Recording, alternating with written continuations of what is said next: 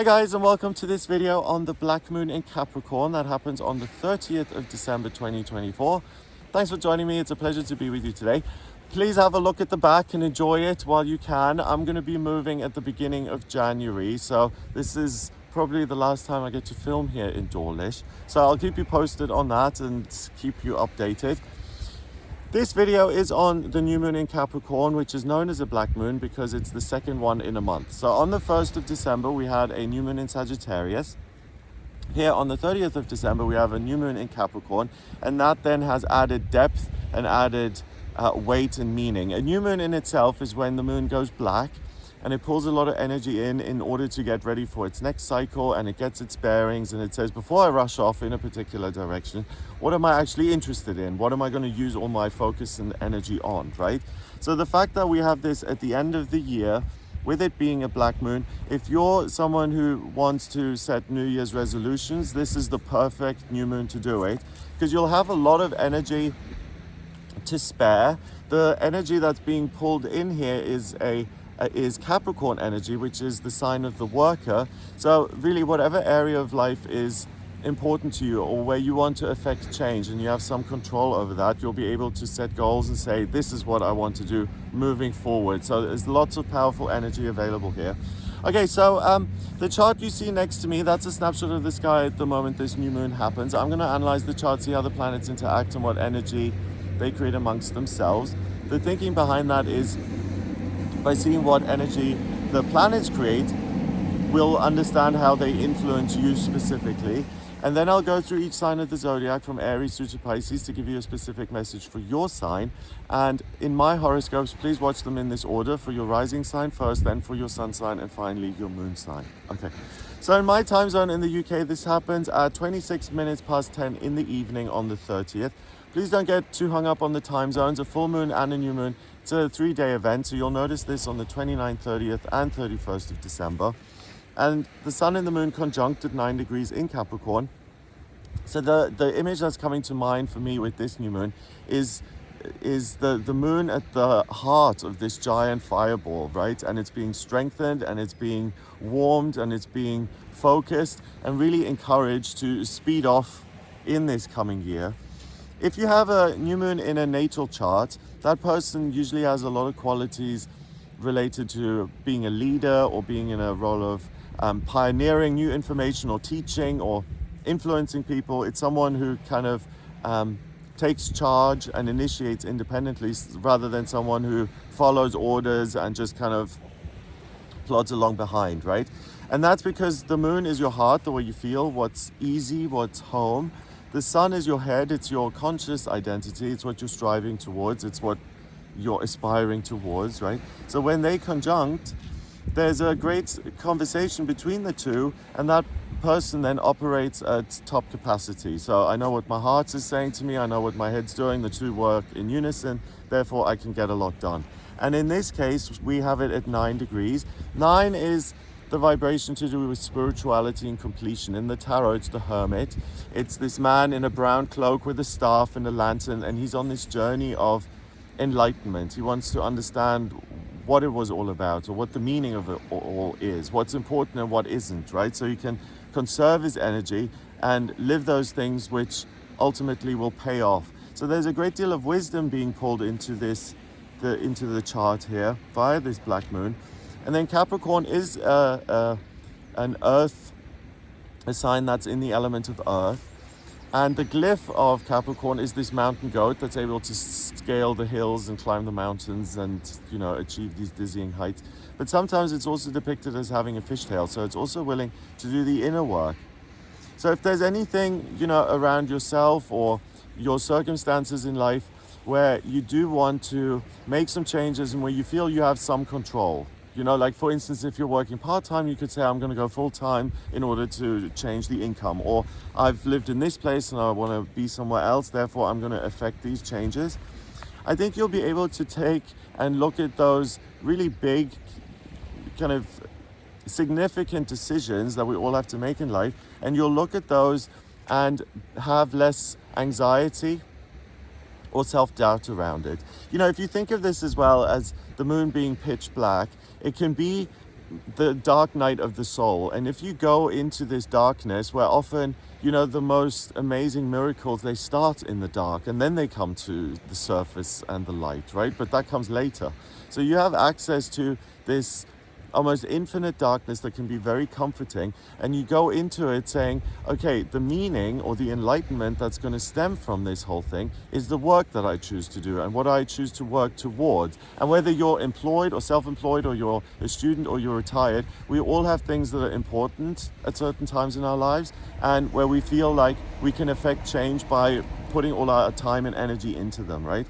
So this is a wonderful opportunity, I think, for all of us to really get clear on what matters and what doesn't, what's important, what isn't. And those things can be learned, like a conscious decision to say worrying doesn't pay off, for instance, so I'm not going to do it anymore. Instead, I'm going to affect change with the things I can, and I'm going to leave the rest.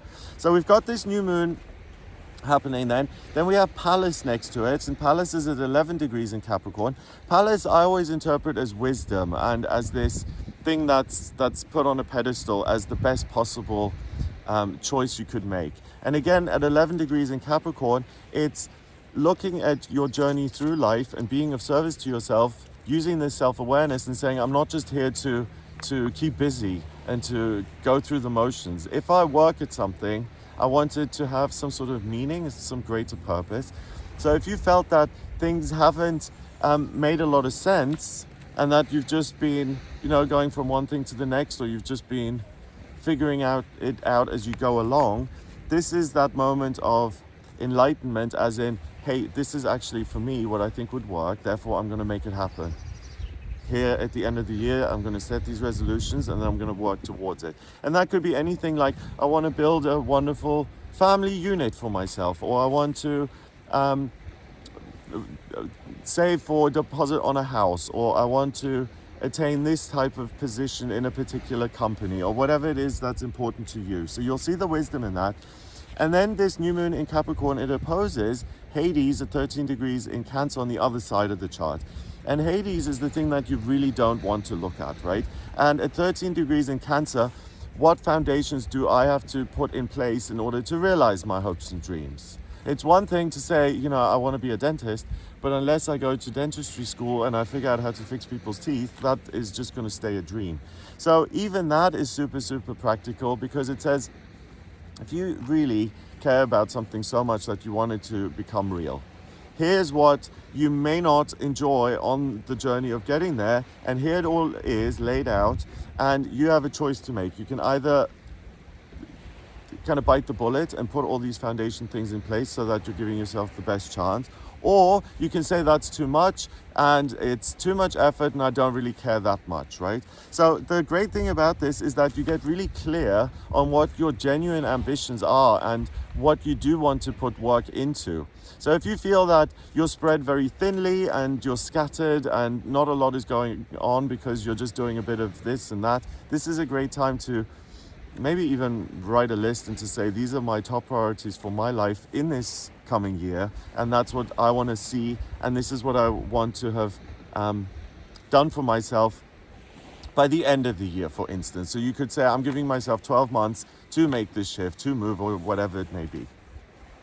Okay, and then we have the new moon forming a lot of other relationships. So first of all, we have a semi-square, so it's 45 degrees away from Venus at 26 degrees in Aquarius, and that's lovely. Venus is direct at the moment. Venus is like the Empress. It's giving life and what I'm kind of creating and what I'm sharing with the world, and it's love and beauty and romance and connection. At 26 degrees in Aquarius, it's very much in teacher mode. It's in mode of the humanitarian, and what can I do that's going to serve me and other people at the same time. So this is really good then if you're thinking of starting your own business, and especially any kind of business that's designed to have a positive influence on society, like a charity or a foundation or something that gives back to the planet, or anything that has some sort of humanitarian aspect associated with it.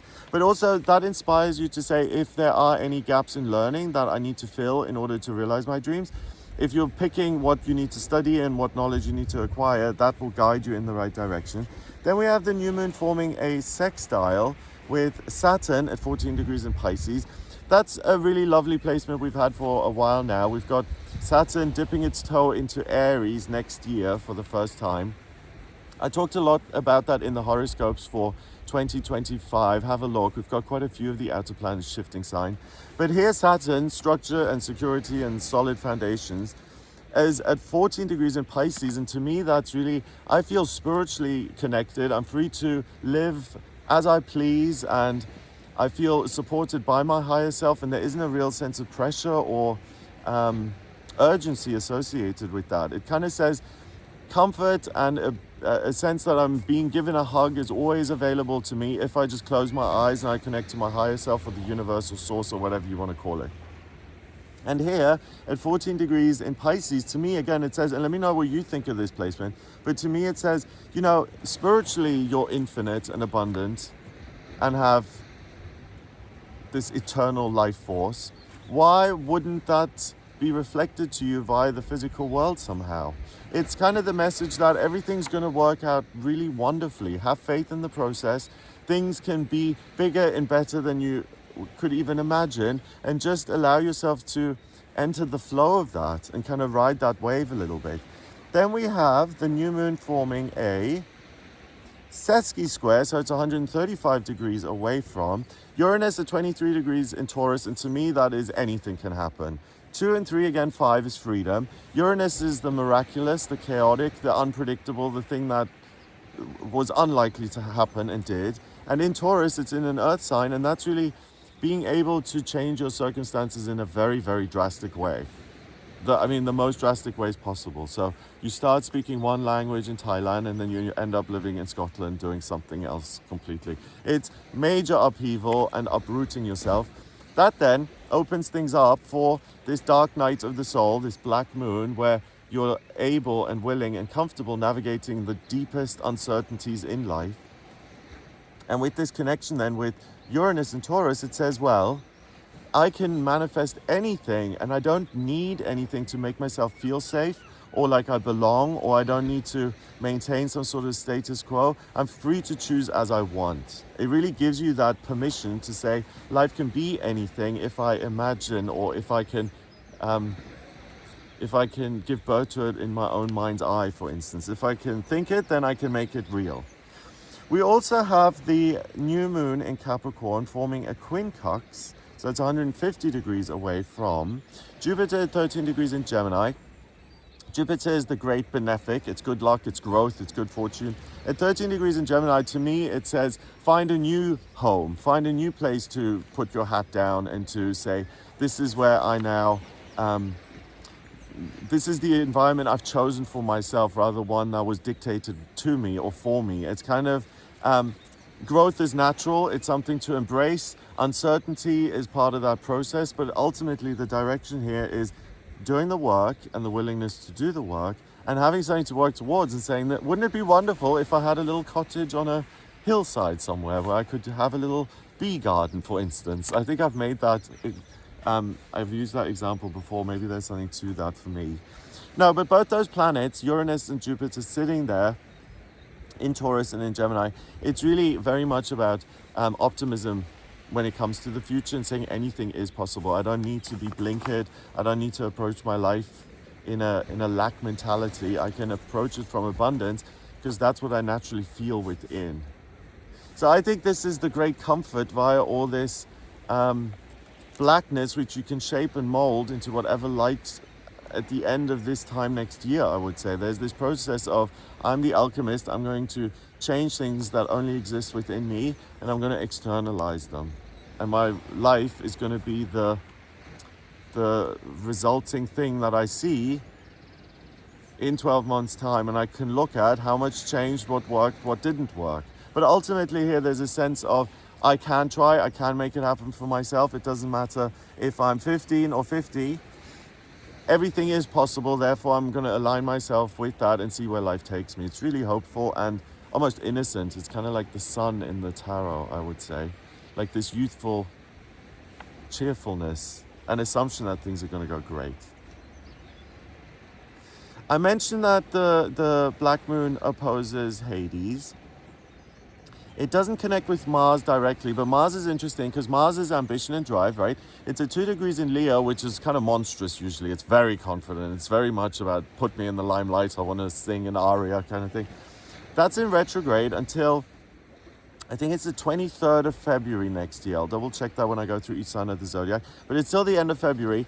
And Mars in Leo then in retrograde is this slow burn. And rather than saying I'm impatient and I need to get what I want immediately now, as in instant gratification, and there's no time to even make things happen. You know when you become so fascinated by something and then a week later you still haven't won the world medal and you're like, oh, I'm bored now, I'm over this. That's not the case here with Mars being in retrograde. I think it's a good thing because it is this slow burn where if you make resolutions for 2025, you'll actually be able to stick to them and to say, I'm going to consistently put the work and the time and the effort in so that I can watch these flowers bloom in my life, right? What else have we got then? So those are the relationships that the moon in itself forms. We do have some major aspect patterns in the chart though. So if you look to the center of the wheel, we have, first of all, a grand cross. That's made up of 4 squares. So that connects Jupiter in Gemini with the part of fortune in Virgo. That then squares over to Mercury in Sagittarius. That's direct too, so no issues with transportation or communication during this time.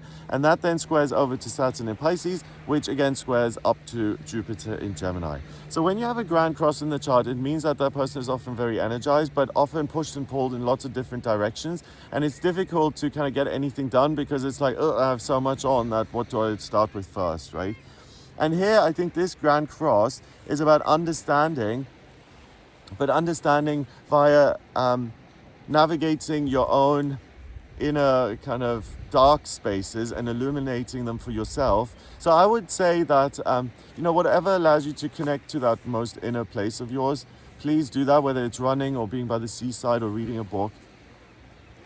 And it's that understanding that then generates movement, combined with the confidence of Saturn in Pisces. Again, it's that if I can think it, if it exists on an intellectual level, then I can make it real in a physical way. And that's what I think this Grand Cross is. It's like someone revving their wheels, getting ready to start on this epic journey. And that's what I love this moon. I'm super excited about it, especially with the time of the year. And sometimes this is almost like, sometimes life gets hard, right? Sometimes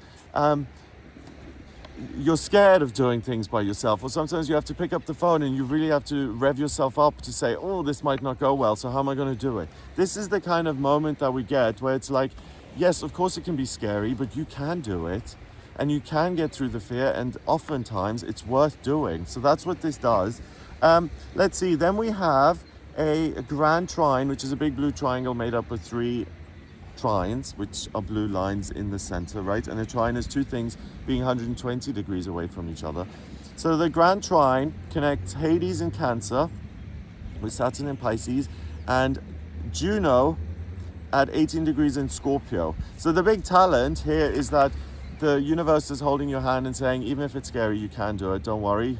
Make it, at least have a go at realizing your hopes and dreams. They can always not work out, but it's worth it, and it's important that you try and make them happen. So it's really like being soothed almost. And then if you look at the center again, you can see a mystic rectangle. That's 2 trines parallel to each other and 2 sextiles parallel next to each other. And they create a big blue rectangle. And that is known as a mystic rectangle in the chart. If I see that in a natal chart, usually the person has that a very distinct sixth sense, or a distinctive sixth sense. Sometimes you meet a person and you're like, hey, they're not just listening to what's being said here, they're paying attention to another voice too.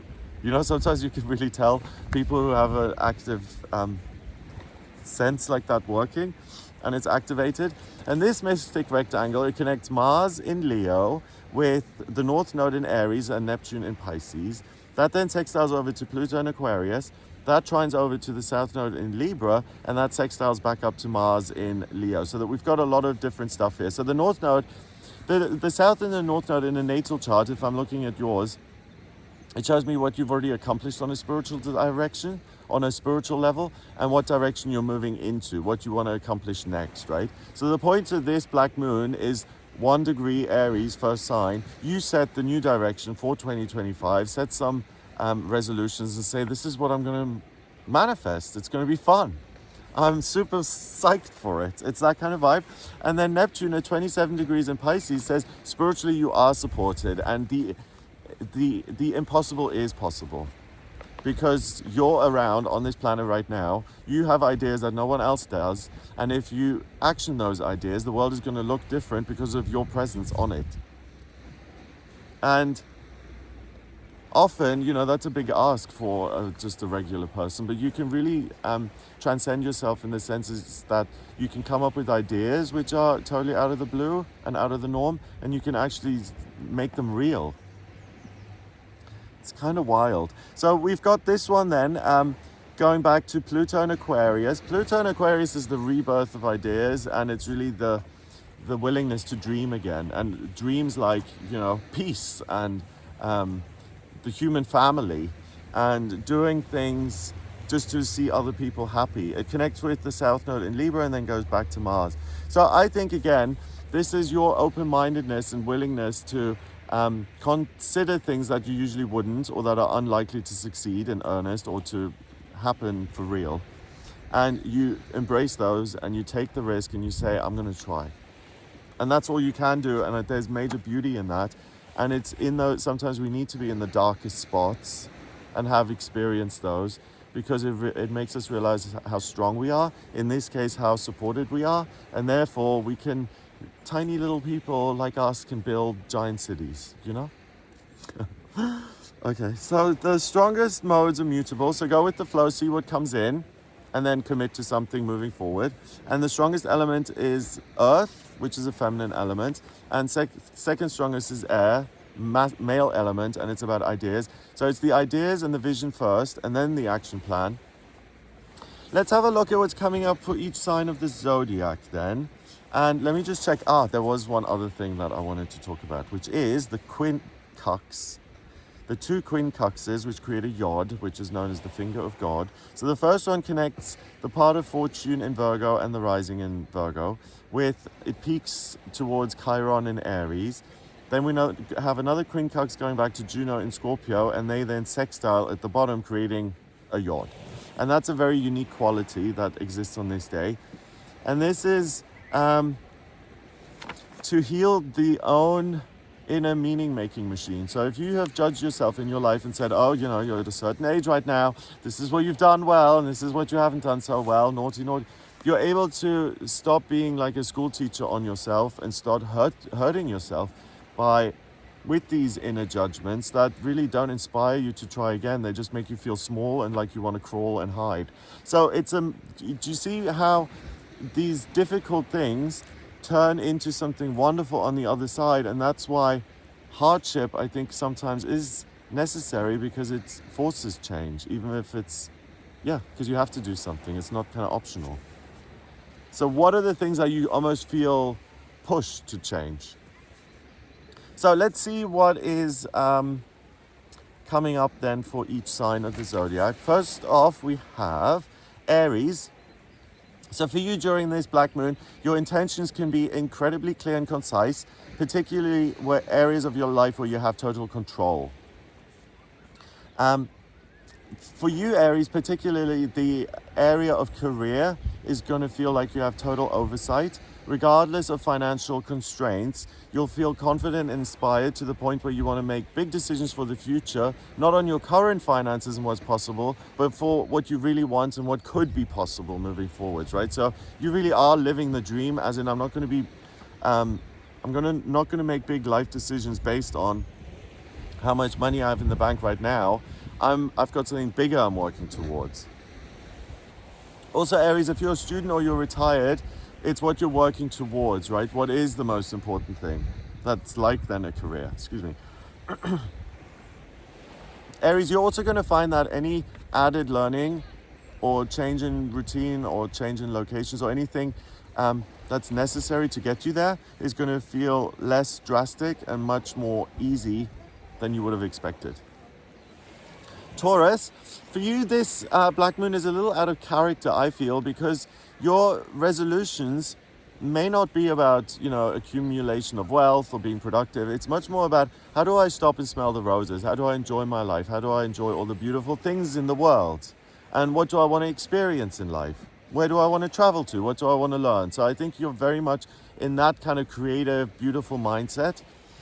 Anything to do with education, travel, or plans for the future will fire your imagination, and you can make wonderful New Year's resolutions that actually pay off, but that are enjoyable and fun while you're completing them, while you're getting things sorted for yourself. So Taurus, for you, it looks really, really amazing. Please allow yourself to manifest miracles. That's what I put down for you, because you'll be able to do that exceptionally well here. So what's the best possible thing that could happen for you in 2025? Gemini, for you, this may be a bit of a cautious one. You may expect the worst possible outcome. So you may look ahead and say, oh, of course, that isn't going to work. And you're immediately going to look at the negatives. So it's good to be prudent, right? And it's sometimes good to be cautious and to prepare for the worst, but use that only as a way to make a plan B or a plan C. And don't be then surprised that if you do jump into action in 2025 and the obstacles suddenly seem much smaller than you anticipated, and everything works out much more easily than you could have planned for. So I think for you, you expect the worst and then have this nice surprise that actually things work out much more positively. For you, it's a opportunity to have this dark night of the soul, as in realization of self, going within, and to find faith even when things seem almost impossible or really, really difficult, and to find a warm, comforting resource in yourself. Cancer, if you've tried to ignore something about yourself, some uncomfortable truth that you're not necessarily proud of, you may notice it now during this black moon, and you may also notice how you've tried to compensate for this perceived flaw in yourself. For instance, people who think they have nothing of value to say often try very hard to be funny, to throw people off or whatever it may be, wasting a lot of time and energy. So if you've done something similar, you have the opportunity to accept this part of yourself that you're not cheering from the rooftops. You're able to release it, and you'll find a way to love yourself regardless. With it, without it, you'll find some sort of acceptance around that kind of, there's something missing, therefore I have to work extra hard. That kind of thinking.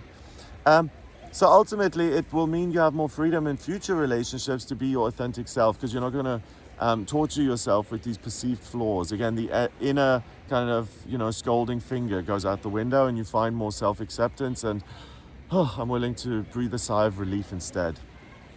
Leo, for you, this is going to be a quiet time of confidence and optimism. You'll find it really easy to make plans without immediately rushing off into action. You're one of the signs that really benefits from Mars being retrograde at the moment. And you're willing to look outside of the box when it comes to how you plan to live the next year of your life.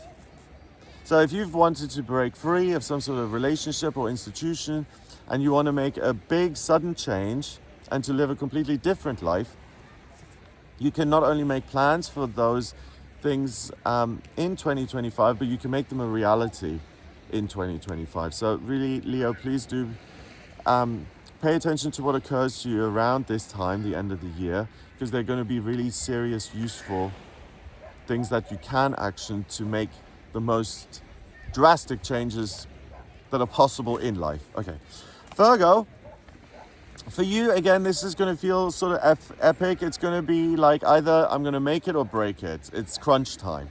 So there may be an incredible inner pressure that says, hey, Virgo, for you, it's now or never. And it's going to push you to live your dream, whatever that looks like for you. And there's also a sense that one current cycle is coming to an end, and that the clock is constantly ticking. So it puts you like in this mode of anxiety. It's like, oh, I need to do something. And often that's not the best place to act from, right? In this case, though, I think the urgency can push you into extreme courses of action that you may not consider at regular times. So if there's a huge yet to do on your list of hopes and dreams, this may be that extreme push that you need, or that you've been hoping for. So something in my life has changed outside of my control. So now I can pursue this thing that I thought was outside the realms of possibility, because something has kind of set things up so that I am willing to look at that now, or I'm almost encouraged to look at it now. Libra, for you, this will be an incredibly nurturing time that allows you to deal with any disappointments that you may have had in 2024. So you can look back on this year and you can use this black moon to say, you know, this is what didn't work out for me. I've paid attention. I've learned how to adapt. I have learned how I can do this differently in future. And Libra, you're one of the signs that's going to be most able to make sensible and actionable New Year's resolutions that are achieved very quickly.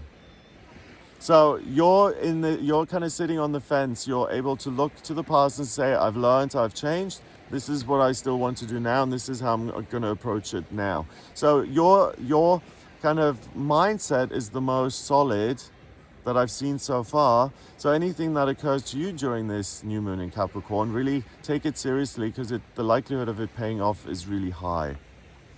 If the idea of home and what that means for you has come up recently, Libra, expect that to return with a vengeance and for that to become a question again. And if any real plans emerge out of that kind of, mental dialogue, take your time to look at what comes next and give yourself the opportunity to craft your future. That's what I've put down for you, Libra, as you can get creative with your life and really design it so that it suits you. Scorpio, you may find yourself pulling back a little bit, and you may want to examine areas of your life where you've been burned in the past. And you may want to ask, how do I avoid that happening in future? So in your case, because your ruler is Pluto, and for you, navigating dark spaces, I don't think this is going to be as useful to you because you'll already have a lot of the ideas. And for you, Scorpio, you may be prone to a little bit of navel gazing during this blackest time of the year. And if you find yourself sliding off into non-constructive ways of thinking, instead just ask yourself, what needs organizing? What do I have control over? What can I plan out? And that's going to feel like something simple that you can control. And that's going to leave you with a positive outlook and a great sense of preparedness. So whatever comes my way, I can handle. Sagittarius, if your New Year's resolutions or your plans for the future have anything to do with publishing your ideas or starting your own business, you'll be particularly motivated during this black moon. Pick a date before Mars goes direct on the 23rd of February 2025. You, as a fire sign as well, I feel you'll benefit from the planet being retrograde, so things don't fizzle out as quickly and you can maintain focus on them for longer. If you can make a plan to study or travel or give life to something new, you'll be building a long-term presence in your life that's solid and trustworthy.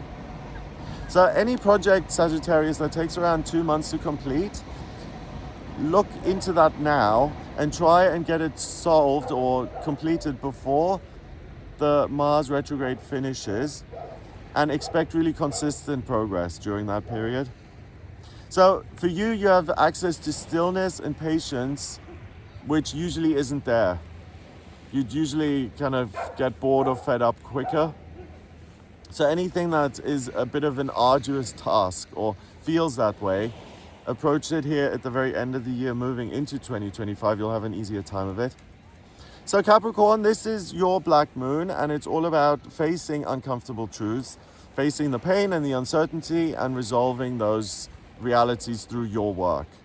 Whatever area of life you want to master in 2025, set your intentions and go for it, because you'll have fewer problems by the end of 2025 than you do now. So whether you want to problem solve in work or securities or health or relationships or whatever kind of can benefit from a bit of work, really get 1 or 2 things down, make it very clear and simple, work towards those. You're going to be very pleased with what 2025 has to offer you and how far you come in this year ahead. Aquarius, you may feel quietly calm and open-minded during this period. If you've been looking for a spiritual awakening or some sort of connection to the higher realms, try out something like prayer or meditation if you haven't already.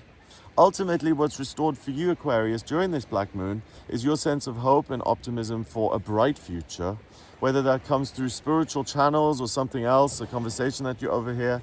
It doesn't really matter how the message comes through, but for you, it's a real sense of renewal, as in wonderful things can and will happen. And it's as simple as that. And often that's most of the battle, that just expectation of the good. Pisces, you may feel like you're on the right track already. You're similar to Scorpio in a sense, because this, searching for what's really meaningful and what do I want to build on in 2025, you're likely to know that already. If not, meditation, contemplation will bring that up. Out of all of the signs, I would say you're the least likely to have to dig for answers or some sort of meaning, because it either will be set in motion already, or you'll be on the right track, or you have plans for the future. Stick to those and double check. For you, I think this would also be a great time to look at what you want to accomplish in relationships, and even to say that in a much simpler way, to enjoy your relationships and to be around other people and to take some time off and to feel like all the plans are in place already, so I can just enjoy all the good times now and chill and skate on into the new year in an easy, kind of uncomplicated way. So that's what I get for you for this black moon. I hope you have a wonderful time. If you would like a personal reading with me, please get in touch via the website. It's gregoryscott.com. Click on the shop tab to order your reading with me, or when you get to the front page of the website, just scroll down a bit until you get to the button that says book your reading. Click on that to order your reading with me. In my personal readings, I use astrology, the tarot, numerology, and my intuition. So I draw up your birth chart by taking your place of birth, date of birth, and time of birth. If you don't have the time of birth, then please order a chart rectification with me. That's a process where I manually work out your time of birth, which is really useful because it means that the ascendant is correct and all the house placements are correct, which is important. Once I have your chart in front of me, I can really analyze your chart the way I did this one and say, this is what you're going to be good at work-wise, relationships, finance, travel, education, spiritual development. It's really a blueprint of who you are. So if you're looking to understand yourself better, then please get in touch. Or if you want to look at what's coming up in 2025 for you, I look at the progress chart and the transits. Also, if it's around your birthday, it's a good idea to do a solar return chart because it shows me the year ahead from your birthday this year until next year. And also, astrocartography is really useful because it shows me what specific places in the world would influence you and how, or how they would influence you rather. So, for instance, because it reverses your natal chart, the perspective is different. So I see how the planets were moving over different parts of the world and how that then would have a particular effect on you specifically with your birth chart. Okay. So I hope that gives you an idea of this new moon in Capricorn. If you like this video, give it a thumbs up, please. That helps it show up in searches. Subscribe for more videos on these new moons and full moons. Also do monthly horoscopes, the yearly horoscopes, check out for 2025. And please become a member of the channel to watch the daily tarot reading, which I'm here for every day.